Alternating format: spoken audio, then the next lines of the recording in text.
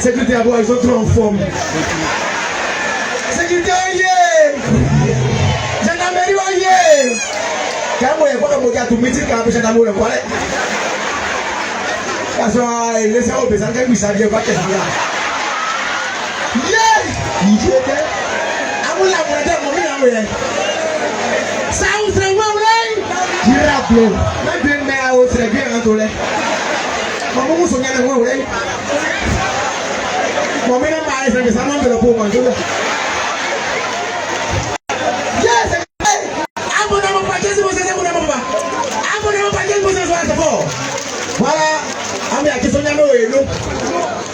Sonya me oyeno. Kamen gambu yangu na.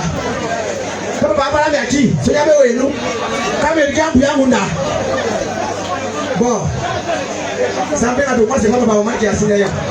Sinon on est capable de mourir. Il y a un peu de ça. Maman ça il y a pas du tout quand on va se démener. Oh pas quand ça nous a payé à main. Ya go no fe o ba ge na mo de ka ko na ma wa yi fi fe ma me ra ba so so ego amu ya ki ngai ku de nye ga so aju ye para amu ke kra nyu le wala ma me ra ba so ma ku na ba nye nye basie edika ese kale ikamanya ole amu ya chi senga ya baba kama sie kupu isine ma baba afiamu ya kule kwa mweza amu sie kupu tumu amu mti wa yaki samu sie tumu wa kwa aswa sika ma kupu nambo aya chi nambo sika ma kupu wa kwa tu samu sie tumu wa sika ma kupu nambo le ebe ko lo afo ye be sie kupu lo. Monsieur, coupe nous 50 000 francs. Ma parenti est où de boire 15 micros que j'ai mis 50 000 francs dans la coupe. Et tu coupes pour 300 000.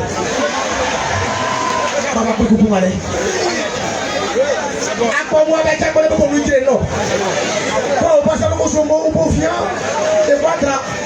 50 000 francs, on coupe pour nous 300 000 francs. Ben, va y marquer. Oui.